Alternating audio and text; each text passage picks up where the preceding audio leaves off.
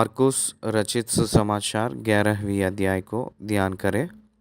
इस अध्याय में लिखा गया हुआ वचन 33। इसमें 7 प्रकार की प्रामुख्य भाग हैं। पहले वचन से लेकर 11वीं वचन तक देखा जाएगा तो यरूशलेम में विजय प्रवेश करना और उनके शिष्यों के साथ गदह की बच्चे के ऊपर से प्रोसेशन के रूप में वो निकल कर आए थे। ज़करिया के लेखक जो लिखे हैं वो परिपूर्ण होने के रूप में ये किया गया है।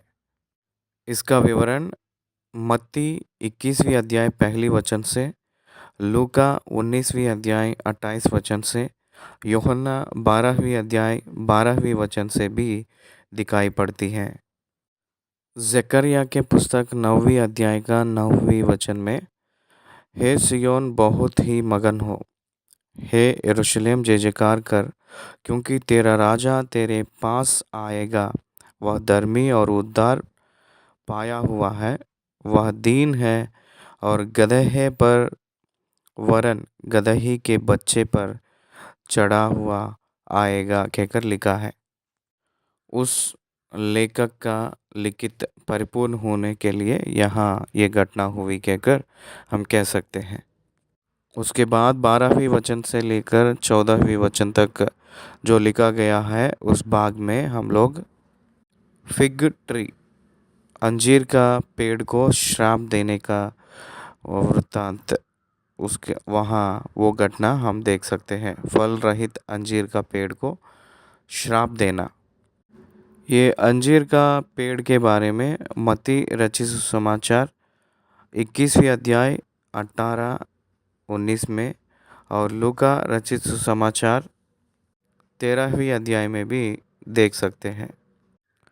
15वीं वचन से 19वीं वचन तक देखेंगे तो मंदिर से व्यापारियों का निकाला जाना। ये दूसरी बार मंदिर में से व्यापारियों को निकाला जाने का वर्णन यहाँ दिखाई पड़ती है। सेवकाई के प्रारंभ में भी वो एक बार किए थे और आखिरी में फिर एक बार उन लोगों को निकाला जाने का हम लोग यहाँ देख सकते हैं। वहाँ जितने लोग व्यापारियों को कर रहे हैं उन लोगों को डांटना और भगाना हम देख सकते हैं। मत्ती रचित सुसमाचार 21वीं अध्याय 12वीं वचन से, लूका रचित सुसमाचार 19वीं अध्याय 45 वचन से, यूहन्ना रचित सुसमाचार 2 अध्याय 13वीं वचन से फर्स्ट प्यूरिफिकेशन सेवकाई के प्रारंभ में जो किए हुए हैं पहला शुद्धिकरण यूहन्ना ने लिखे हैं। बाकी 3 लोग मत्ती मार्कू लूका दूसरी बार जो शुद्धिकरण उस मंदिर को साफ करने का वर्णन वो लोग लिखे हैं।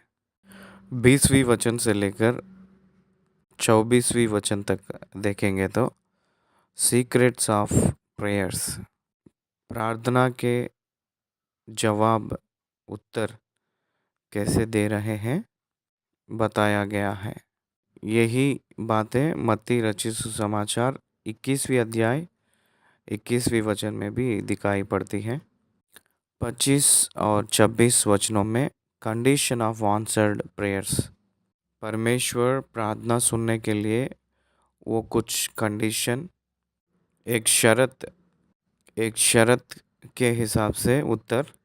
इसका विवरण मत्ती रचित सुसमाचार 6वीं अध्याय 14 वचन में दिखाई पड़ती है। 27वें वचन से लेकर 33 वचन तक यीशु मसीह के अधिकार पर प्रश्न जो फरीसी और शास्त्री लोग पूछने लगे थे। ये मत्ती रचित सुसमाचार 21वीं अध्याय 23 वचन से और लूका रचित सुसमाचार 20वीं अध्याय 1 वचन से पहला वचन से इसका विवरण हमको दिखाई पड़ती है। मार्कुस रचित सुसमाचार 11वीं अध्याय पहली वचन से ध्यान करें। पहले 11वीं वचनों में मार्कुस रचित सुसमाचार 11वीं अध्याय में यरूशलेम के निकट जैतून पहाड़ पर बेतपगे और बेथनिया के पास आए थे। वहाँ एक गांव में अपने चेलों में से 2 लोगों को भेजकर गदह का बच्चा को लेकर आने के लिए कहे थे। इस घटने के बारे में जब हम ध्यान करेंगे तो अथॉरिटी ऑफ जीसस क्राइस्ट, यीशु मसीह के अधिकार यहाँ हम लोगों को क्लियरली पता चल रही है और उनके सर्वव्यापी और सर्वशक्ति, सर्व सामर्थी, सर्वाधिकारी, इस प्रकार की अनेक रीति की दैविक गुण इस घटना में दिखाई पड़ती है। आइए हम लोग वचन के बाद वचन को ध्यान करते जाए। जब वे यरूशलेम के निकट जैतून पहाड़ पर बेतपगे और बेतनिया के पास आए तो उसने अपने चेलों में से 2 को यह कह के भेजा। इस दिन को हम लोग खजूर की डालियों का इतवार कहकर, खजूर इतवार कहकर कहते हैं। इसी संदर्भ में मैं आपको एक भविष्यवाणी याद दिलाऊंगा। जकरिया के पुस्तक 9वीं अध्याय 9वीं वचन अगर हम पढ़ेंगे तो, हे सियोन बहुत ही मगन हो, हे शालेम जय जयकार कर क्योंकि हे यरूशलेम जय जयकार कर क्योंकि तेरा राजा तेरे पास आएगा। वह धर्मी और उद्धार पाया हुआ है। वह दीन है और गदहे पर वरन गदही के बच्चे पर चढ़ा हुआ आएगा। यीशु मसीह पैदा होने से ही पूर्व में, यीशु मसीह पैदा होने के पहले से ही लमसम 700 साल पहले ही ये भविष्यवाणी जकरिया भविष्यवक्ता ने इस भविष्यवाणी को कहे थे। ये भविष्यवाणी यहाँ परिपूर्ण हुआ। एक बार ध्यान दीजिए, पवित्र बाइबल के ग्रंथ में भविष्यवाणी कहकर एक होती है। इसमें कुछ परिपूर्ण हो चुका हुआ भविष्यवाणी है और परिपूर्ण होने वाली भविष्यवाणी भी कहा गया है। The Bible is a prophetic book. Bible के ग्रंथ भविष्यवक्ताओं का, भविष्यवाणियों का ग्रंथ कहा जा सकते हैं, कह सकते हैं। परमेश्वर उनकी योजना को उस रीति से लिखे हैं। परमेश्वर जो करने वाला काम पहले ही बताकर उसको पूरा करते हैं, वो उनका एक शैली कह सकते हैं, उनका एक आदत कह सकते हैं। इसलिए बाइबल के ग्रंथ में उत्पत्ति से लेकर एक के बाद एक लिखते हुए जब आ रहे थे, भविष्यवक्ताओं के जरिया द्वारा जो होने वाली घटनाओं के बारे में, होने वाली चीज़ों के बारे में पहले से ही दिखाई दिए हैं, पहले से ही बताया गया है।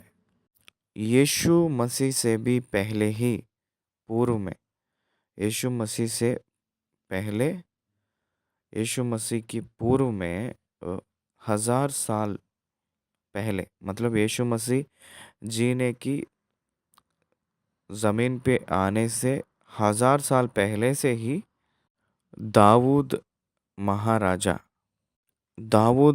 महाराजा ने यीशु मसीह के क्रूस के बारे में भजन संहिता 22वीं भजन संहिता में लिखे हैं।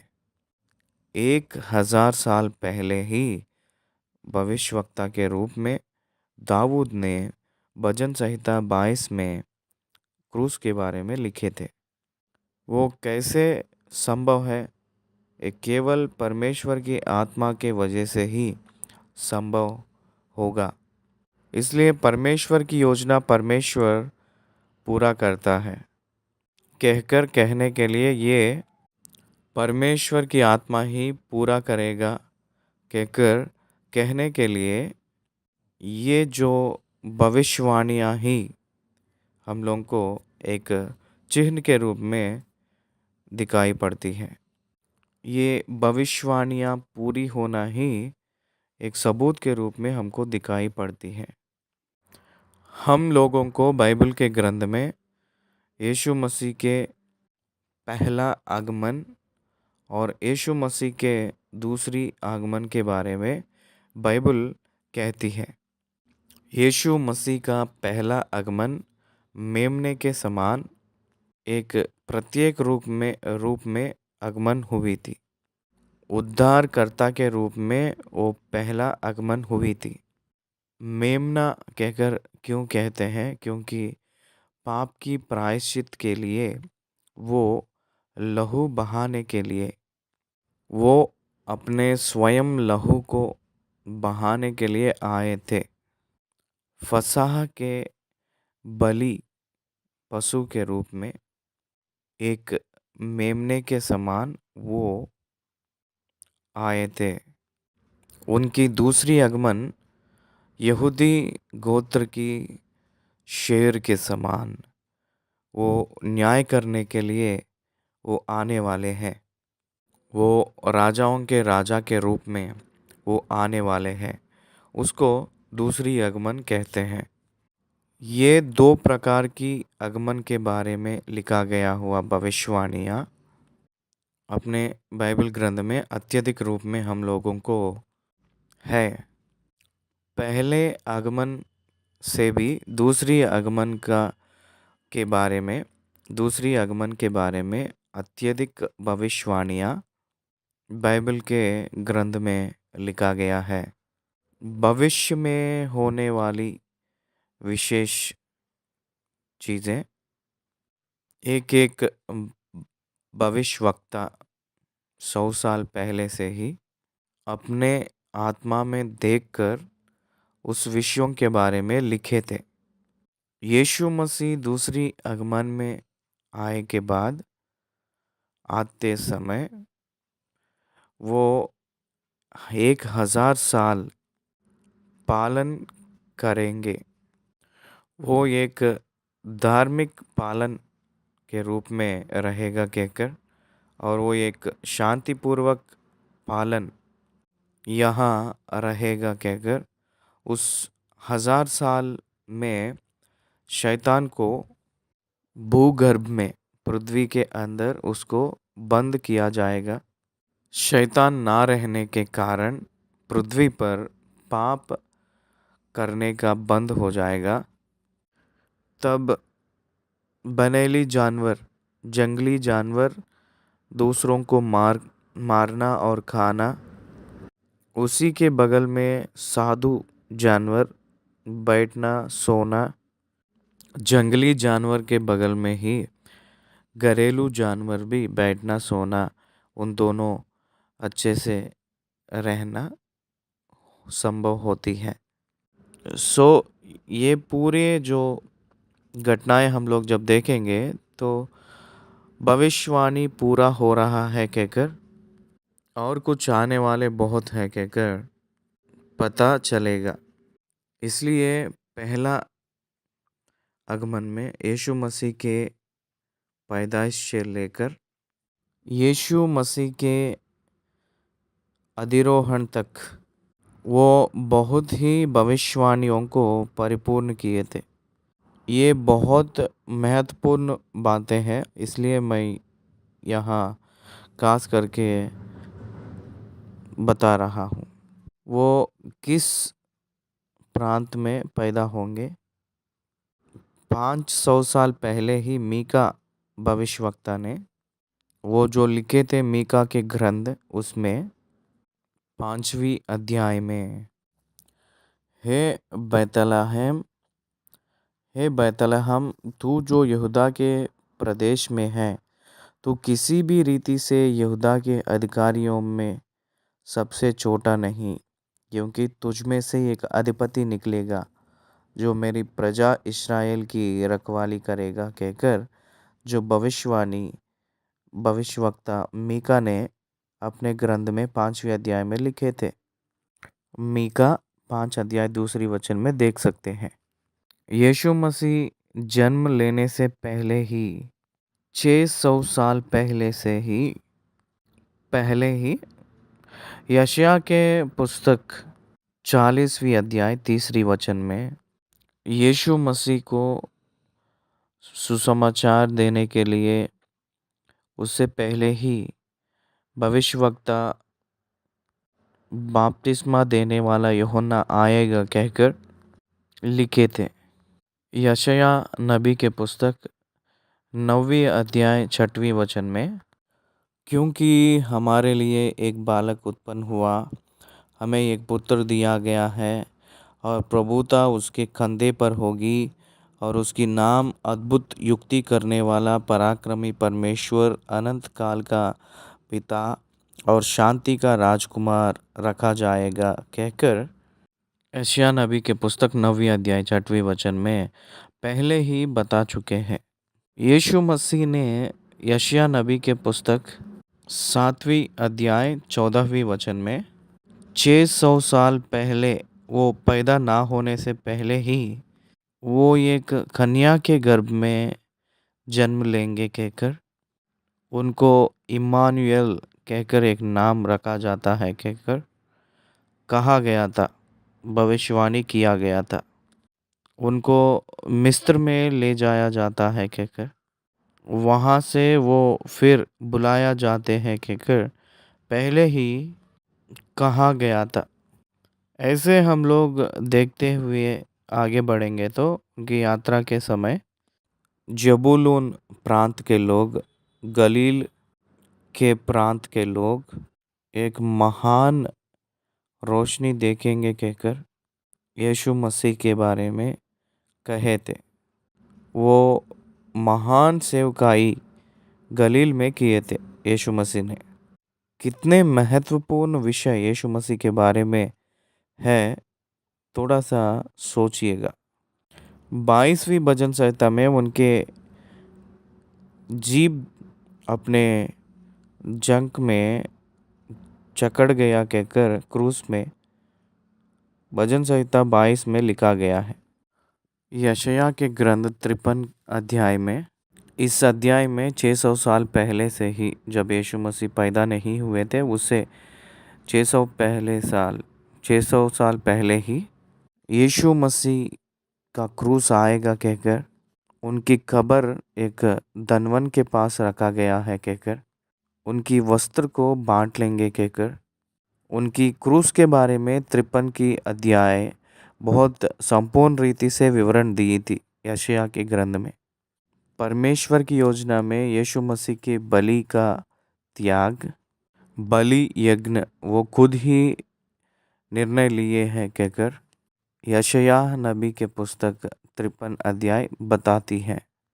ऐसे हम लोग देखते हुए आगे बढ़ेंगे तो यीशु मसीह के God's time table advancely revealed to the prophets to the form of prophecies, prophecy के रूप में, भविष्यवाणियों के रूप में पहले से ही अपनी योजना अलग अलग प्रकार के भक्त लोगों के ज़रिया बताते हुए सारी दुनिया का कर्ता वही है कहकर बताते हुए आए थे परमेश्वर ने।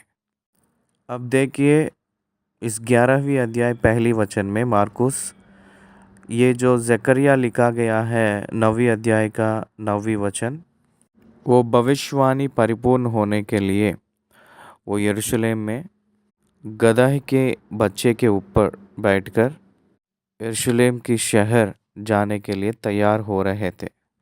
वो ज़्यादा से ज़्यादा इस मार्कुस पुस्तक में अध्यायों में वो अपने मृत्यु के बारे में और उनकी पुनरुत्थान के बारे में बताते हुए आए थे।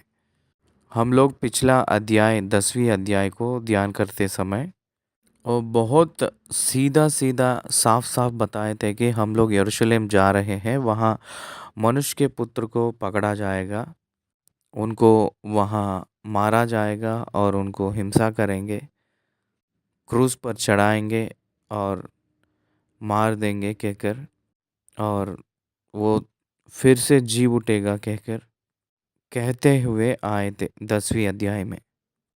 चेले लोगों को समझ नहीं आई थी, परिस्थितियाँ वैसे उसी प्रकार में बदलेगा कहकर। उसके बाद हम लोग होली वीक कहकर जो कह लेते हैं, वो खजूर की पेड़ों का त्योहार मनाते हैं, खजूर की इतवार कहते हैं। संडे से लेकर फ्राइडे तक, मतलब रविवार से लेकर शुक्रवार तक, वो 5 दिनों में क्या क्या घटना हुई थी, हम लोगों को बाइबल बहुत स्पष्ट रूप में बताती है। इसलिए संडे पाम संडे कहते हैं, खजूर की इतवार कहते हैं। उस दिन वो यरूशलेम में जाना है। कैसे जाएंगे? लिखित के हिसाब से वो राजा कहकर डिक्लेयर होना है। राजाओं के पुत्रों एक गदही के ऊपर आए हैं कहकर, सुलेमान जो दाऊद का पुत्र गदही के ऊपर बैठकर आया है कहकर राजाओं के पुस्तक में लिखा गया है। दाऊद ने अपने पुत्र सुलेमान को अपने गदही के ऊपर बिठाकर आने के लिए कहा था। तब सारी प्रजा लोग ने गदही के ऊपर बैठकर जो आ रहा है उसी को राजा के रूप में पहचाने थे। इसलिए राजा ने यरूशलेम में आते समय गदही के ऊपर बैठकर आना है। That is the sign, it's a new king कहकर अर्थ आती है। एक राजा जब रहता है तो दूसरी राजा जब आता है तो उस समय गदही को इस्तेमाल करते थे।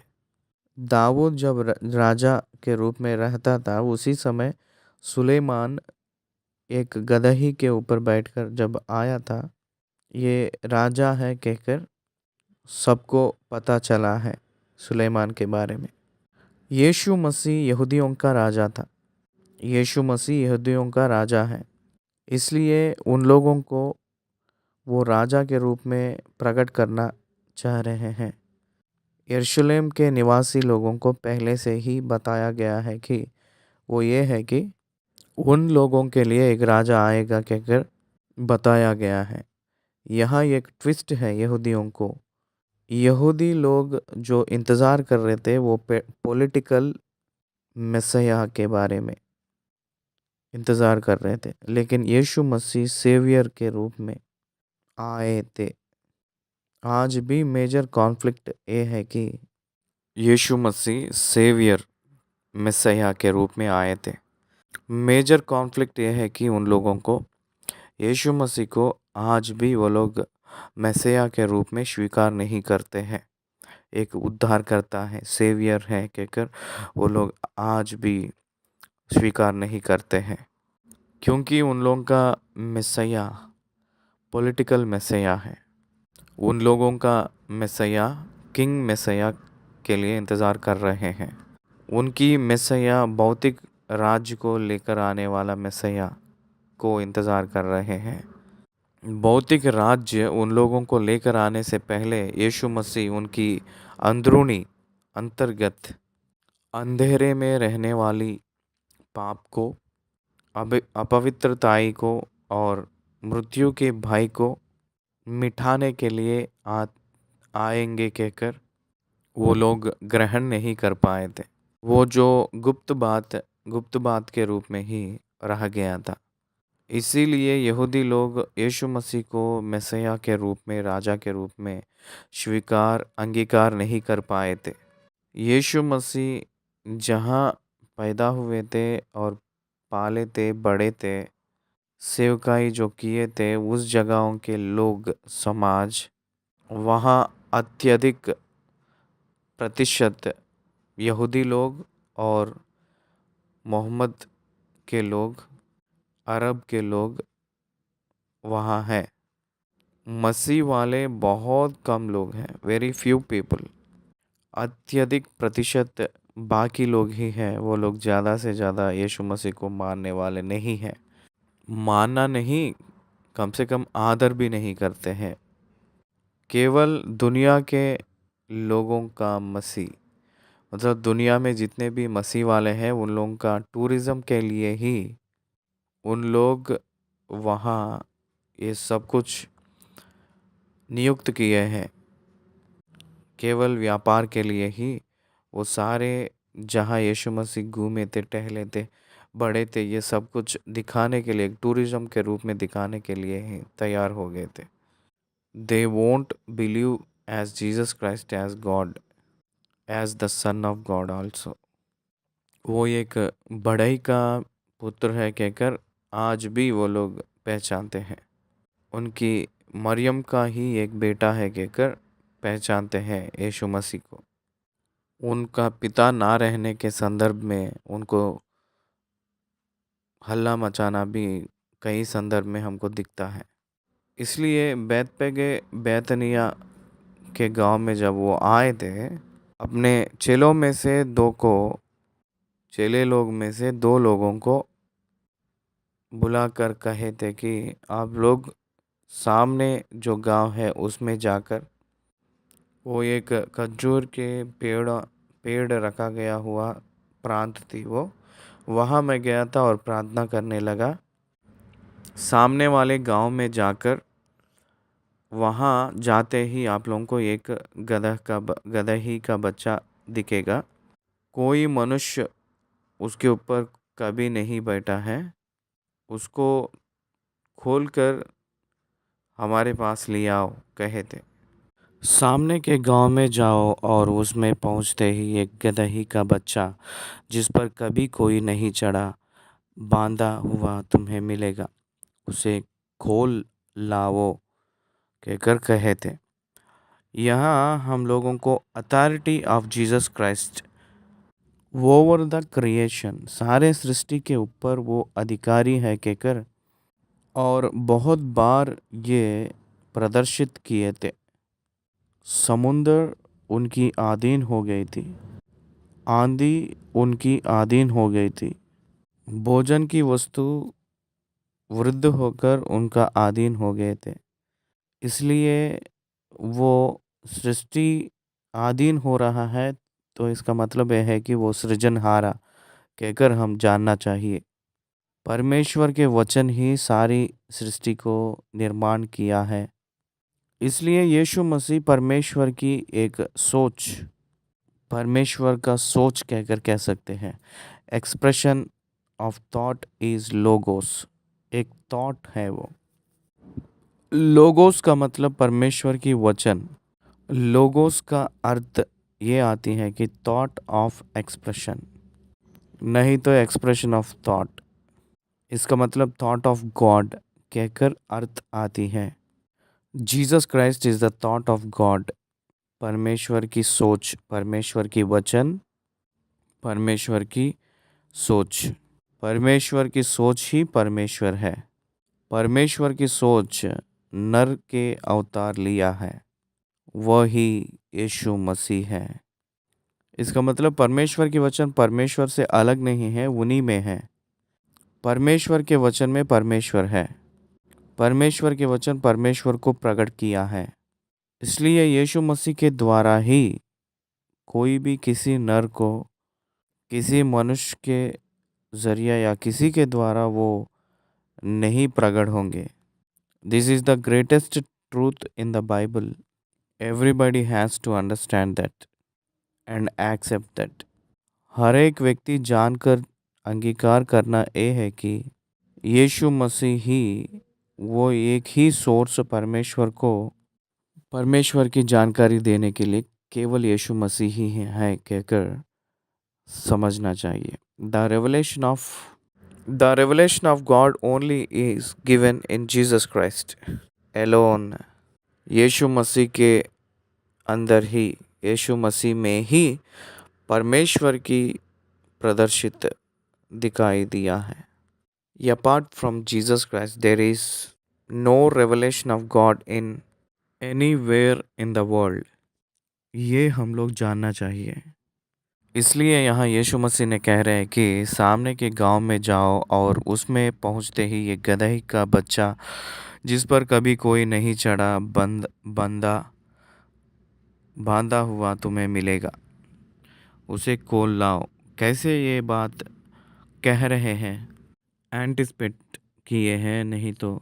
गांव में एक साधारण दृश्य ही होता है ये, कहकर आप लोग कह सकते हैं, लेकिन मैं ये कहता हूँ कि वो सर्वव्यापी है। वो एक ही जगह में रहकर सब कुछ देख सकते हैं क्योंकि वो प्रभु है। उदाहरण के रूप में यूहन्ना के रचित सुसमाचार में नथानिएल को वो इस प्रकार से कह रहे हैं कि आप अंजीर के पेड़ में रहे सो जब ही मैं देखा हूँ, कहकर कह रहे हैं। पेड़ के ऊपर जकरिया है, जकैया है, सॉरी जकरिया नहीं जकैया है।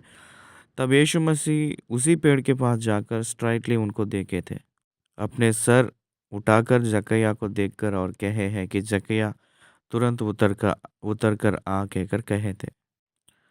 जकैया वही है कहकर कैसे पता हुआ? अंजीर की पेड़ के नीचे नतानिएल बैठा है कहकर कैसे पता चला? आदम पेड़ के पीछे है कहकर कैसे पता चला? झाड़ियों में छुपकर बैठा है कहकर कैसे पता चला? उसी पेड़ के पास जाकर उसी झाड़ियों के बीच में जाकर कैसे परमेश्वर ने उसको बुलाया है?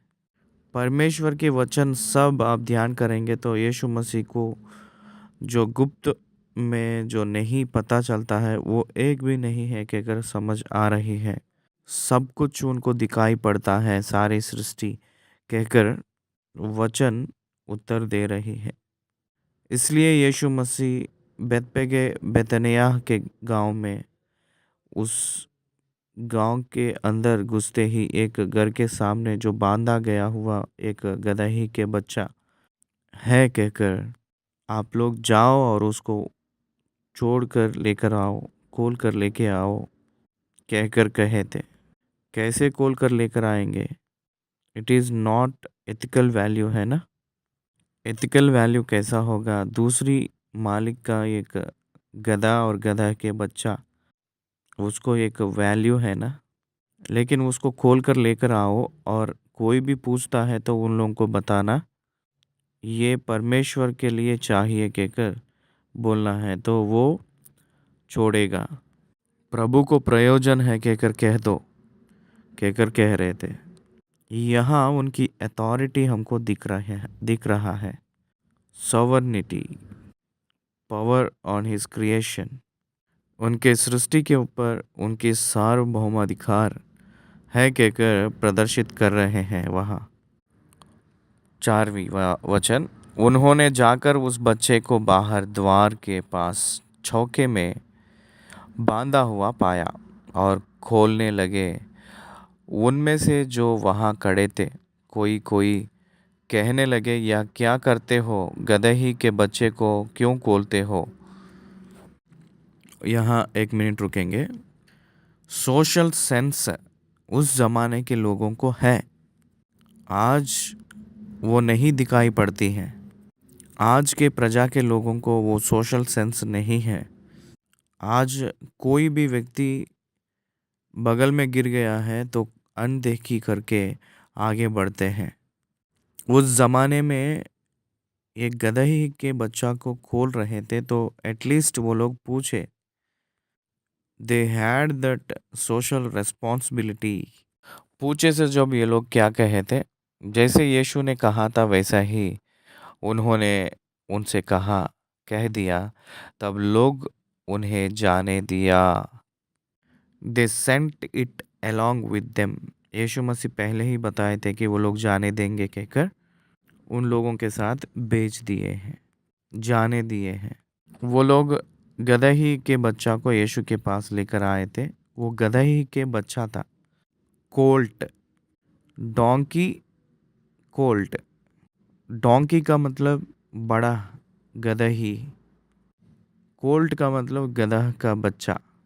गदही के बच्चा का ऊंचाई less than 2 feet, more less than 2 feet, 2 foot भी नहीं रहती है, उतना गिड्डे के रूप में वो रहती है गदही के बच्चा। यीशु मसीह के एवरेज 6 फीट, 6 फुट रहने वाला 6 फुट व्यक्ति 2 फुट ऊंचाई का गदही के बच्चे के ऊपर कैसे बैठकर यात्रा कर सकता है? तो इसलिए वो यात्रा के लिए इस्तेमाल किया गया हुआ गदही के बच्चा नहीं है। भविष्यवाणी को पूरा करने के लिए ही ये जो गदही के बच्चा को इस्तेमाल किए थे, क्योंकि उसके ऊपर कोई भी कभी भी बैठा नहीं। दैट इज़ द क्राइटेरिया, वही यहाँ ज़रूरत पड़ती है। उनके पास उस गदही के बच्चा को लाए थे, उस पर अपने कपड़े डाले और वह उस पर बैठ गया। तब बहुतों ने अपने कपड़े मार्ग में बिछाए और औरों ने खेतों में से डालियाँ काट काट कर फैला दी, जो उसके आगे आगे जाते और पीछे पीछे चले आते थे। पुकार पुकार कर कहते जाते थे, होसन्ना, धन्य है वह जो प्रभु के नाम से आता है, हमारे पिता दाऊद का राज्य जो आ रहा है, धन्य है, आकाश में होसन्ना। 11वीं वचन, वह यरूशलेम पहुंचकर मंदिर में आया और चारों ओर सब वस्तुओं को देखकर 12 के साथ बैतनिय्याह गया, क्योंकि सांझ हो गई थी, कहकर लिखा है। यहाँ ध्यान से देखेंगे तो रविवार को, संडे यानी पुनरुत्थान दिन जैसे हम लोग कहते हैं, संडे के दिन केवल यरूशलेम में एंट्री हुई है और उसी सांझ को शाम के समय बैतनिय्याह गए हैं। उसी हफ्ते में 3 बार गए हैं कहकर हम लोगों को दिखाई पड़ती है। बैतनिय्याह जो गांव है वो बहुत करीब गांव के रूप में दिखाई पड़ती है यरूशलेम से। यरूशलेम 9 किलोमीटर डिस्टेंस में बैतनिय्याह है कहकर हम जान सकते हैं। वहाँ यीशु मसीह गए थे। जाकर उस रात को बैतनिय्याह परिवार में विश्राम लेकर फिर वो शाम को विश्राम पाकर सुबह होते ही वापस आते थे, यरूशलेम आ जाते थे। इसलिए वो लोग नारे लगा रहे थे। बाकी सुसमाचारों में, मत्ती, मार्को, लूका सुसमाचारों में इसको देखते समय उस प्रांत में, उस शहरों में सब लोग दुखित हुए थे। दाऊद के पुत्र की राज्य आ रहा है कहकर प्रचार करते ही एक राजा, जो कैसर राजा उस समय राजा के रूप में है, हेरोद उनको राजा के रूप में है और कैसर चक्रवर्ती के रूप में है, इसलिए वो लोग डर गए थे। वहाँ के प्रांत लोग सब लोग गिड़गिड़ाए थे और हाँफने लगे थे, ये क्या नया लग रहा है कहकर। राजा का मतलब सेना के साथ आना चाहिए, सेना के साथ नहीं आया था, लेकिन छोटे छोटे बच्चों के साथ आया था। इसलिए छोटे बच्चों के मुंह के अंदर स्तुति रखकर बड़े बड़े दृढ़ गढ़ को गिराने वाला परमेश्वर है कहकर, जो भविष्यवाणी जो लिखित परिपूर्ण होने के लिए ये हुआ कहकर, ये पूरा हुआ कहकर परमेश्वर ने कहे थे। इसलिए 4 प्रकार के लोग जो सुसमाचार लिखे थे, वो लोग एक ही स्टोरी के रूप में अगर हम लोग पढ़ लेंगे तो ये एक अद्भुत रीति का स्टोरी है ये। इसलिए मंदिर में वो प्रवेश किए के बाद में दूसरे दिन मंदिर में प्रवेश किए हैं कहकर हम लोग को पता चल रही है यहाँ। उसके बाद सांझ होते ही वो बैतनिय्याह में चले गए कहकर लिखा है। फिर 12वीं वचन से देखेंगे तो दूसरे दिन जब वे बैतनिय्याह से निकले तो उसको भूख लगी, मतलब बैतनिय्याह से यरूशलेम आ रहे थे। 15वीं वचन में यरूशलेम आ गए हैं। 12वीं वचन से पढ़ेंगे। दूसरे दिन जब वे बैतनिय्याह से निकले तो उसको भूख लगी। वह दूर से अंजीर का एक हरा पेड़ देखकर निकट गया कि क्या जाने उसमें कुछ पाए, पर पत्तों को छोड़ कुछ ना पाया, क्योंकि फल का समय ना था। इस पर उसने उससे कहा, अब से कोई तेरा फल कभी ना खाए। और उसके चेले सुन रहे थे। यीशु मसीह अंजीर के पेड़ को श्राप दिए थे। यहाँ बहुत लोगों का आर्ग्यूमेंट ये है कि वो अंजूर का फल देने का काल नहीं था, फल देने का समय नहीं था, तो भी यीशु मसीह उसको क्यों फल खोजे थे, उसके पेड़ के पास जाकर क्यों फल खोजे थे। अंजूर की पेड़ का गुण ये है कि मिनिमम फ्रूट रहती है। फ्रूटलेस ट्री कहीं भी नहीं रहेगा। बैरन ट्री ही फ्रूटलेस के रूप में रहती है। जैसे भांजा कहते हैं ना, भांज वृक्ष जो निष्फल है। अंजीर का पेड़ का गुण यह है कि कम से कम थोड़ा बहुत तो फ्रूट रहता है। That is the quality of the fig tree. लेकिन वहाँ कुछ भी फल नहीं था। वो किसको दिखा रही है, दर्शा रही है, क्या आप जानते हैं? इस्राएल का देश को दर्शा रही है। अंजीर का पेड़ मिनिमम फ्रूट रहना चाहिए। इस्राएलियों को व्यवस्था दिया था, भविष्यवक्ताओं को दिया था, राजाओं को दिया था, न्याय करने वालों को, न्यायों को दिया था। उन लोगों के लिए मिनिमम फ्रूट एक्सपेक्ट करते हैं यीशु मसीह प्रभु ने। लेकिन उन लोगों के पास मिनिमम फ्रूट नहीं था। उस फिग ट्री के पास, अंजीर पेड़ के पास जब आए हैं तो उस समय देखे हैं कि उनके पास, उस पेड़ के पास मिनिमम फ्रूट नहीं थी। तो इसलिए दे ही कर्स्ड इट। उस देश को प्रभु ने श्राप दिए कहकर हम लोग को यहाँ दिखाई पड़ती है। 15वीं वचन से हम देखेंगे तो वहाँ से लेकर 19 या 18 तक देखेंगे तो वो फिर से यरूशलेम में व्यापारियों को मंदिर में से निकाले थे। 15वीं वचन से पढ़ रहा हूँ। फिर वे यरूशलेम में आए और वह मंदिर में गया और वहाँ जो लेन देन कर रहे थे उन्हें बाहर निकालने लगा और सर्फों के फीड़े सराफों के फीड़े और कबूतर बेचने वालों की चौकियाँ उलट दी और मंदिर में से किसी को बर्तन लेकर आने जाने ना दिया। और उपदेश करके उनसे कहा, क्या यह नहीं लिखा कि मेरा घर सब जातियों के लिए प्रार्थना का घर कहलाएगा? पर तुमने इसे डाकुओं की कोख बना दी है।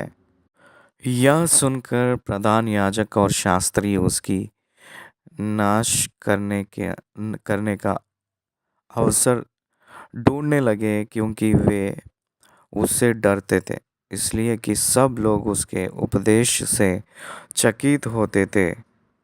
शास्त्री लोग, फरीसी लोग, लेवी, याजक, ये सब लोग ये परमेश्वर के लिए, परमेश्वर की सेवकाई के करते हुए भक्त के रूप में चलने वाले लोग। और ये लोग नर को हत्या करने के लिए कैसे प्लान करते हैं, कैसे योजना बनाते हैं। इसलिए temple became a religious profitable business for all of them. Religion become a profit for them. Even today, the Christianity religion is more and most profitable. No need to the account of the government. In India, Bharat देश की मसीह के कलिसिया endowments, Hindu के temples में जो आता है, इस्लाम temples वो लोग वक्फ आते जैसे नहीं आते हैं, क्योंकि लेस देन 3% के रूप में के लोगों को उस लोगों के लिए 3% के लोगों के लिए नियुक्त किया गया हुआ टेम्पल्स हैं, तो इसलिए ये सब सरकारी के ओर से नहीं रहते हैं. So it became a big and great profitable business for many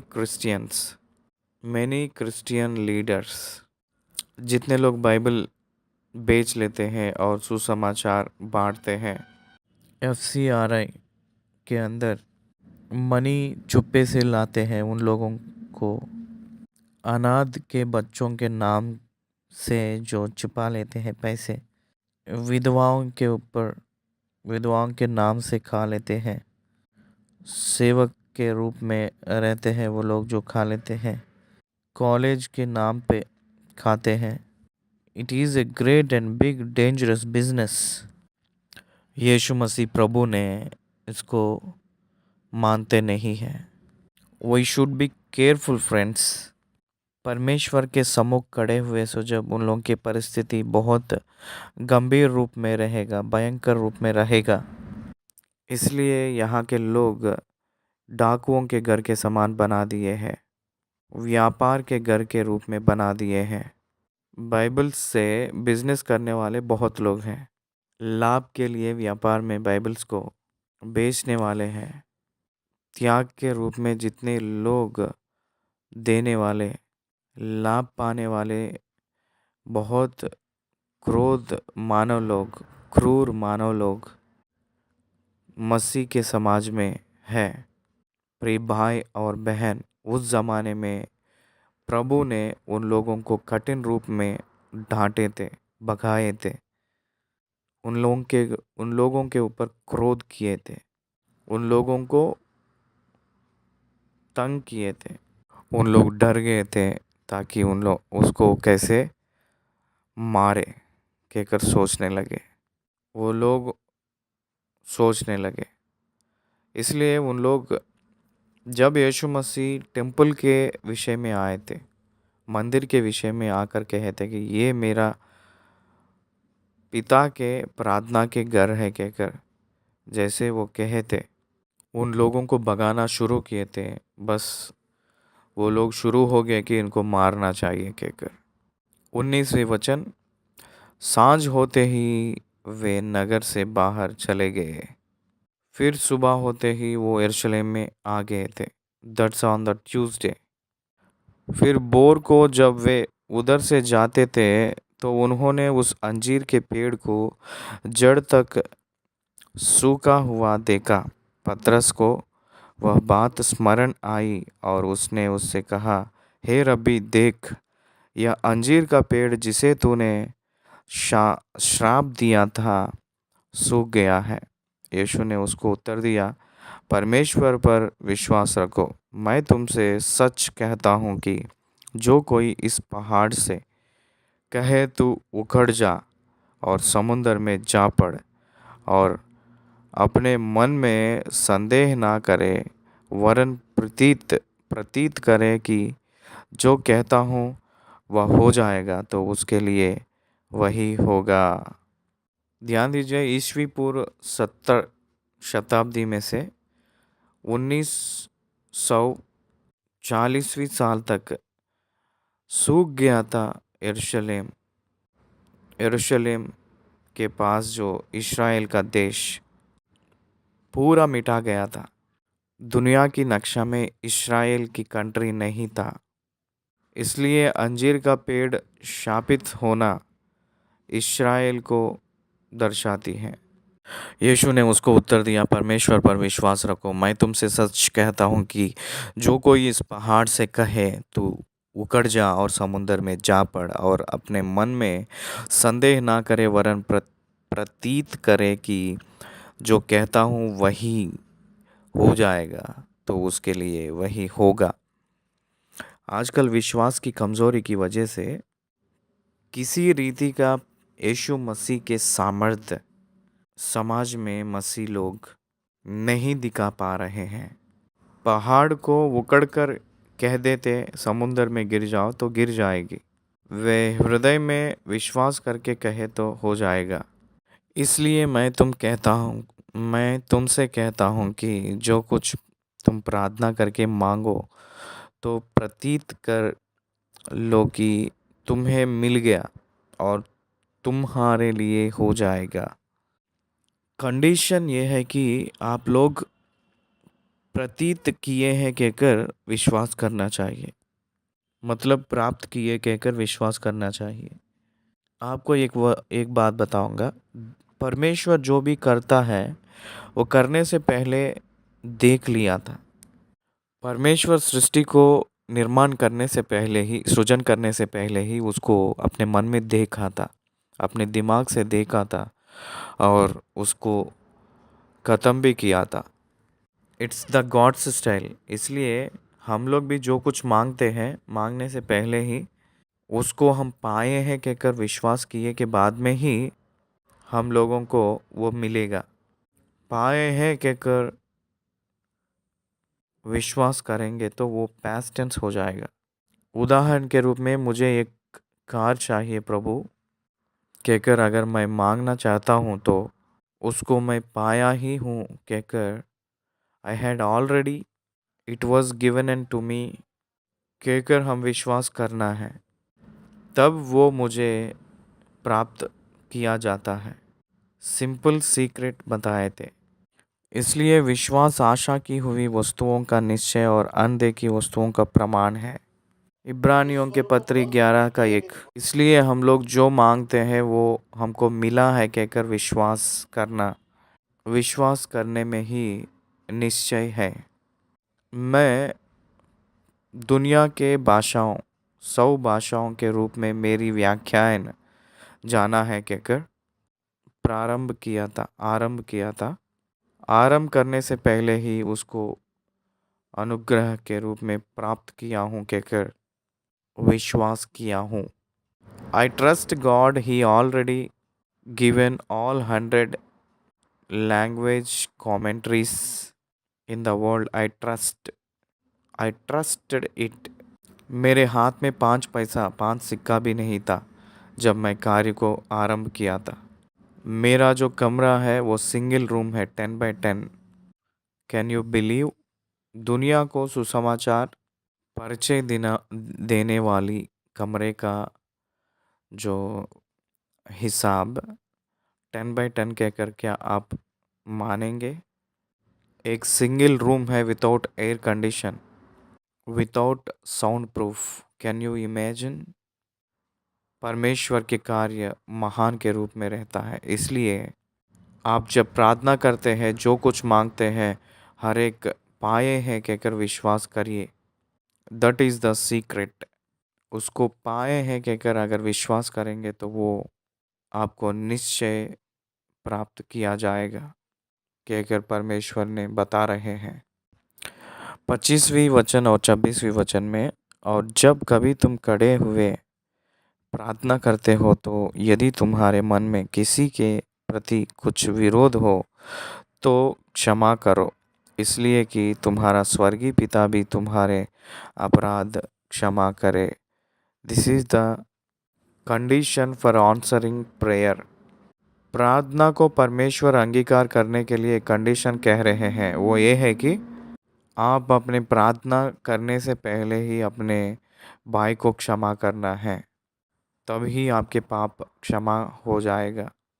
आपके पाप क्षमा होना है तो आप लोग दूसरों के और किया गया हुआ पापों को क्षमा करना है।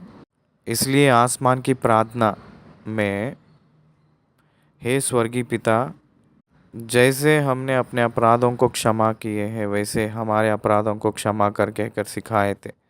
उस कंडीशन को हम लोग ही खुद मान रहे हैं।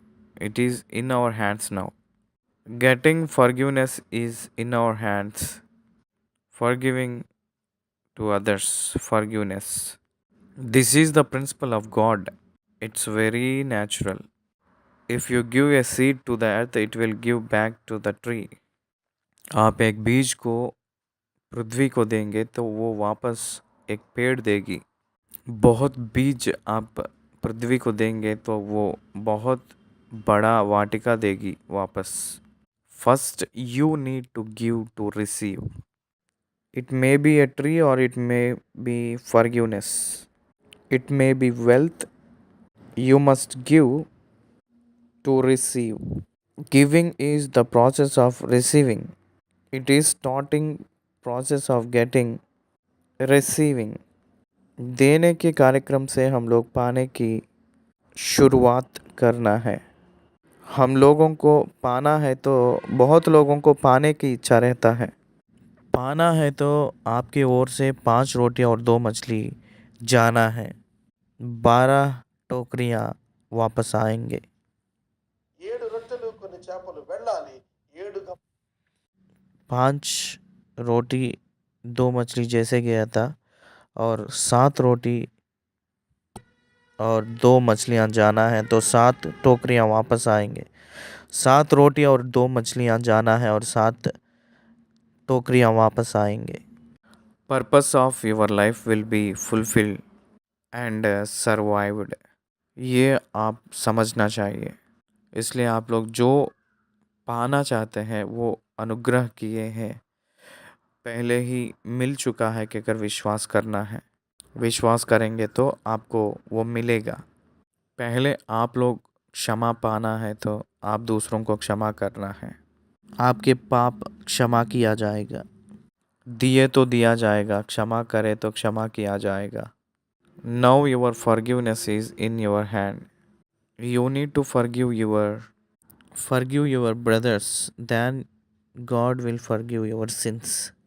उसके बाद 27वीं वचन देखेंगे तो फिर यरूशलेम में आए थे। वो लोग फिर यरूशलेम आए हैं। 27वीं वचन। वे फिर यरूशलेम में आए और जब वह मंदिर में टहल रहा था तो प्रधान याजक और शास्त्री और पुरनिये उसके पास आकर पूछने लगे, तू ये काम किस अधिकार से करता है और यह अधिकार तुझे किसने दिया है कि तू ये काम करे?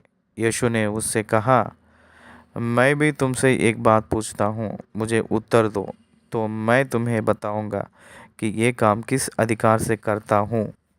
यूहन्ना का बपतिस्मा क्या स्वर्ग की ओर से था या मनुष्य की ओर से था? मुझे उत्तर दे कहे थे। मुझे उत्तर दो कहे थे। स्वर्ग से आया है कहकर अगर वो लोग कहते हैं तो आप लोग क्यों नहीं लिए कहकर पूछते हैं। मनुष्यों की ओर से आया है कहकर अगर कहेंगे तो यूहन्ना के चेले लोग उनको मारेंगे। इसलिए दोनों की उत्तर जान के भी नहीं बताए थे वो लोग। हमको नहीं पता, हम नहीं जानते कहे थे। तो वैसे है तो उनको कैसे विश्वास करेंगे? यीशु यूहन्ना बपतिस्मा देने वाले यूहन्ना को क्यों विश्वास नहीं किए कहकर पूछते हैं ना। तब वे आपस में विवाद करने लगे कि यदि हम कहें स्वर्ग की ओर से तो वह कहेगा फिर तुमने उसकी प्रतीत क्यों नहीं की, और यदि हम कहें मनुष्यों की ओर से तो लोगों का डर है क्योंकि सब जानते हैं कि यूहन्ना सचमुच भविष्यवक्ता था। अतः उन्होंने यीशु को उत्तर दिया, हम नहीं जानते। यीशु ने उनसे कहा, मैं भी तुमको नहीं बताता कि ये काम किस अधिकार से करता हूँ। आप लोग मुझे नहीं बताए थे, वो लोग मुझे नहीं बताए हैं। आप लोग मुझे नहीं बताए हैं तो मैं भी आप लोगों को नहीं बताऊंगा कहे थे। वो लोग नहीं जानते कहकर झूठ बोले थे। यीशु मसीह प्रभु ने कह रहे थे, आप लोग जानकर भी नहीं जानते कहकर कहे थे। इसलिए यीशु मसीह भी कहते कि मैं भी तुम्हें नहीं बताऊंगा कि ये काम कैसे किस अधिकार से करता हूँ। वो लोग जानकर नहीं बताए थे, लेकिन यीशु मसीह जानते हैं कि किस अधिकार से वो कर रहे हैं। लेकिन मैं नहीं बताता कहकर साफ साफ सीधा सीधा बता दिए थे उन लोगों को। इसलिए उन लोगों के अंदर और भी जलन और ईर्ष्या बढ़ गया था। वो लोग और यीशु मसीह को मारने के लिए योजना बनाए थे। उसी संदर्भ में 12वीं अध्याय में दृष्टांत को बताए थे। ये कल 12वीं अध्याय ध्यान करते समय हम लोग ध्यान करेंगे। 11वीं अध्याय यहाँ ख़त्म हुआ है। 11वीं अध्याय यहाँ ख़त्म किया गया है। धन्यवाद।